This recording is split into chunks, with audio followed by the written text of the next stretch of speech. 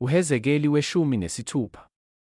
Izwi likaJehova lafika kimi, lathi, ndodana yomuntu, yazisa iJerusalema izinengiso zalo, uthi, isho kanje iNkosi uJehova kulo iJerusalema, ithi, ukudabuka kwakho nokuzalwa kwakho kungokwezwe laseKhanani, uyihlo wayenguMamori, nonyoko wayengumHethikazi. Ekuzalweni kwakho inkaba yakho ayinqunywanga ngosuku lokuzalwa kwakho, awugezwanga ngamanzi ukuba uhlambuluke, awuhlikihlwanga nakanye ngosawoti, awusongwanga nokusongwa. Awuhawukelwanga yiso ukuba kwenziwe lokhu kuwe, uphathwe ngobubele, kepha waphonswa endle, lokhu wanengeka ngosuku lokuzalwa kwakho. Lapho ngidlula kuwe, ngikubona unqasha egazini lakho, ngathi kuwe, wena osegazini lakho, phila, yebo, ngathi kuwe, wena osegazini lakho, phila. Wande njengehlumela lasendle, wanda, wakhula, wabukeka nokubukeka, amabele akho aphuhla, izinwele zakho zazimilile, kepha wawunqunu, wawuze. Lapho ngidlula kuwe, ngikubona, bheka, kwakuyisikhathi sakho, isikhathi sokuthanda, ngeneka ingubo yami phezu kwakho, ngembathisa ubunqunu bakho, yebo, ngafunga kuwe, ngangena esivumelwaneni nawe, isho iNkosi uJehova, waba ngowami. Ngakugeza ngamanzi, ngahlanzisisa igazi lakho kuwe, ngakugcoba ngamafutha.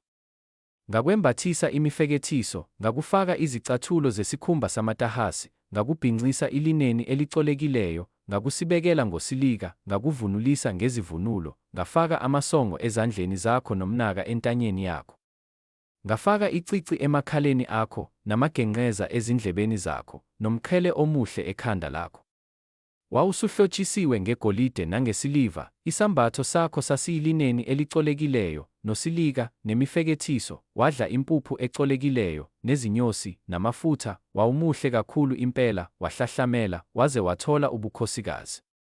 Igama lakho laphumela ezizweni ngobuhle bakho, ngokuba laliphelele ngemihlobiso engangiyibeke kuwe, isho iNkosi uJehova. Kepha wethemba ebuhleni bakho, wafebela igama lakho, wathululela bonke abadlulayo ubufebe bakho, baba ngobakhe. Wathatha ezingutsheni zakho, wazenzela izindawo eziphakemeyo ezingamagqabhagqabha, wafeba kuzo, okungazange kwenzeke nokungasoze kwenziwa. Wathatha izinto zakho ezinhle, egolideni lami nasesiliveni lami engangikunike khona, wazenzela izithombe zabesilisa, wafeba nazo. Wathatha izingubo zakho ezifekethisiweyo, wazisibekela, wabeka amafutha ami nempepho yami phambi kwazo. Nesinkwa sami engangikunike sona, impuphu ecolekileyo, namafutha, nezinyosi engangikudlise khona, wakubeka phambi kwazo, kwaba yiphunga elimnandi, kwaba njalo, isho iNkosi uJehova. Wawathatha amadodana akho namadodakazi akho owangizalela wona, wawahlabela zona ukuba adliwe. Babubuncane ubufebe bakho ukuba ubulale abantwana bami, unikele ngabo kuzo ngokubadabulisa emlilweni. Kuzo zonke izinengiso zakho nakubo bonke ubufebe bakho awukhumbulanga izinsuku zobusha bakho, lapho wawunqunu, wawuze, wanqasha egazini lakho. Kwathi emva kwabo bonke ububi bakho, maye, maye kuwe. Isho iNkosi uJehova, wazakhela iqhugwane, wazenzela indawo ephakemeyo ezigcawini zonke.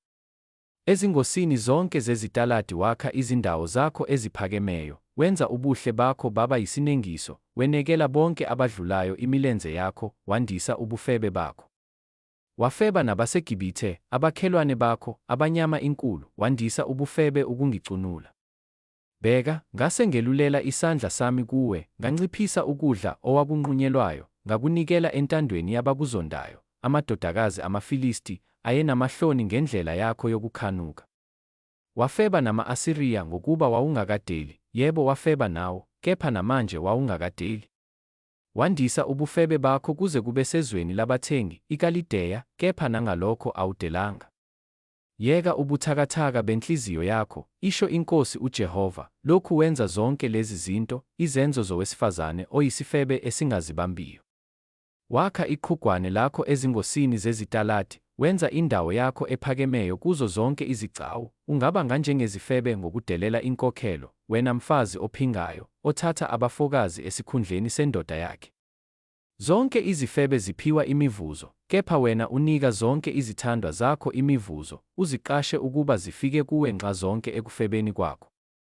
Wahlukene nabanye abesifazane ekufebeni kwakho ngalokho ukuthi akakho olandela wena ukuyofeba, ngokunika kwakho imivuzo, ungaphiwa imivuzo kodwa wena ngalokho wahlukene. Ngalokho yizwa, sifebe, izwi likaJehova. Isho kanje iNkosi uJehova, ithi, ngokuba uthululile amahloni akho, nobunqunu bakho bambulwa ngobufebe bakho nezithandwa zakho, nangenxa yazo zonke izithombe zezinengiso zakho, nangegazi labantwana bakho owabanika lona, ngalokho bheka, ngiyakubutha zonke izithandwa zakho ozenamisile nazo, nazo zonke ozithandileyo, nazo zonke ozizondileyo, ngizibuthe ngakuwe zivela nxa zonke, ngizambulele ubunqunu bakho ukuba zibone bonke ubunqunu bakho. Ngiyakukwahlulela ngesahlulelo seziphingikazi nesabachithi begazi, ngehlisele phezu kwakho igazi lokufutheka nomhawu. Ngiyakukunikela esandleni sazo, zilibhidlize iqhugwane lakho, zizidilize izindawo zakho eziphakemeyo, zikuhlubule izingubo zakho, zithathe izinto zakho ezinhle, zikushiye unqunu, uze.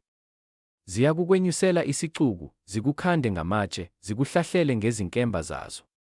Ziyakushisa izindlu zakho ngomlilo, zikwahlulele emehlweni abesifazane abaningi, ngenze ukuba uyeke ukufeba, wena ungabe usanika umvuzo.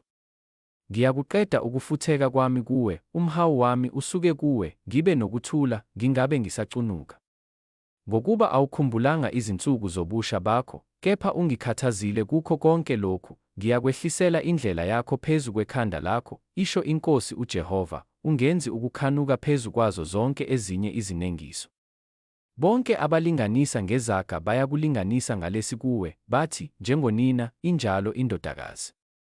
Uyindodakazi kanyoko owanengwa yindoda yakhe nabantwana bakhe, ungudade wawodadewenu abanengwa ngamadoda abo nabantwana babo, unyoko wayengumHethikazi, uyihlo wayengumAmori. Udadewenu omkhulu uyiSamariya elihlezi namadodakazi alo ngakwesokhohlo sakho, udadewenu omncane ohlezi ngakwesokunene sakho uyiSodoma namadodakazi alo. Awuhambanga ngezindlela zabo, awenzanga ngezinengiso zabo, kepha njengokuba lokho kwakuyinto encane nje, wonakala kuzo zonke izindlela zakho kunabo.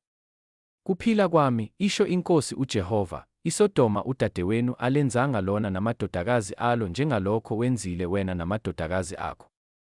Bheka, nakhu ukona kukadadewenu iSodoma, ukuzidla, nokusutha ukudla, nokuzinza okuthuleyo kwakukhona kulo nakuwo amadodakazi alo, kepha aliqinisanga isandla sabampofu nabaswelayo. Babeziphakamisa, benza izinengiso phambi kwami, ngase ngibasusa njengokubona kwami.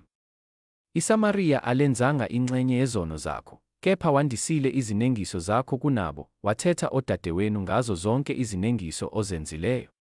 Thwala wena ihlazo lakho, lokhu wathetha odadewenu, ngezono zakho ozenzileyo ezinengekayo balungile kunawe, yebo, mawutshape, uthwale ihlazo lakho ngokuthetha odadewenu. Ngiyakubuyisa ukuthunjwa kwabo, ukuthunjwa kweSodoma nokwamadodakazi alo, nokuthunjwa kweSamariya nokwamadodakazi alo, nokuthunjwa kwabathunjwa bakho phakathi kwawo ukuba uthwale ihlazo lakho, ujape ngenxa yakho konke okwenzileyo, ube yinduduzo kubo.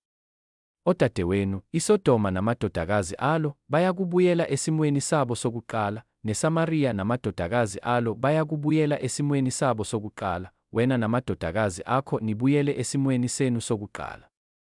Ngokuba udadewenu iSodoma akaphathwanga ngomlomo wakho ngosuku lokuzidla kwakho, bungakambulwa ububi bakho, njengasesikhathini sehlazo lamadodakazi ase-Aramu nawo onke amadodakazi amaFilisti alihaqayo, akudumaza nxazonke. Usuyathwala ukukhanuka kwakho nezinengiso zakho, usho uJehova. Ngokuba isho kanje iNkosi uJehova, ithi, ngiyakwenza kuwe njengalokho okwenzileyo, udelele isifungo, waphula isivumelwano. Kepha mina ngiyakusikhumbula isivumelwano sami nawe ebusheni bakho, ngikumisele isivumelwano esiphakade. Usuyakuzikhumbula izindlela zakho, ujape, lapho uyakubamukela odadewenu, omkhulu nomncane, ngikunike wona abe ngamadodakazi, kungabi ngesivumelwano sakho kodwa. Sengiyakumisa isivumelwano sami nawe, wazi ukuthi nginguJehova ukuba ukhumbule, ube namahloni, ungabe usavula umlomo wakho ngenxa yehlazo lakho, lapho ngikuthethelele konke okwenzileyo, isho iNkosi uJehova.